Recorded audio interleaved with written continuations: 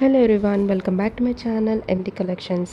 Long wrap skirt ఎప్పటి నుంచో నాకు విష్ లిస్ట్లో అయితే ఉంది. ఇది అమెజాన్ మింత్రాలో అలాంటి ప్రోడక్ట్స్ అయితే ఒక 600 to 700 పడుతుంది.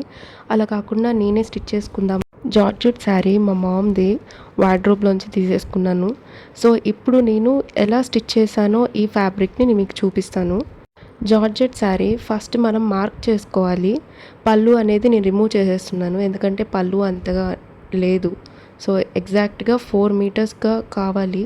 ఇప్పుడు పళ్ళు నేను కట్ చేసి పక్కకు తీసేస్తున్నా. ఇప్పుడు ఏదైతే ఫ్యాబ్రిక్ ఉందో అది 4 మీటర్స్ ఫ్యాబ్రిక్. 4 లేయర్స్ కింద మనం ఫోల్డ్ చేసి పెట్టుకోవాలన్నమాట. శారీని ఎలా అయితే ఫోల్డ్ చేస్తామో అలానే ఫోల్డ్ చేసి పెట్టుకోవాలి.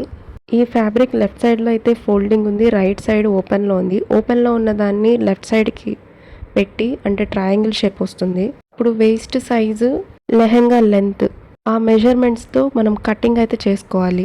వేస్ట్ సైజు డివైడెడ్ బై 4 ఎంతైతే మెజర్మెంట్ వస్తుందో అందులో వేస్ట్ని కట్ చేసుకోవాలి.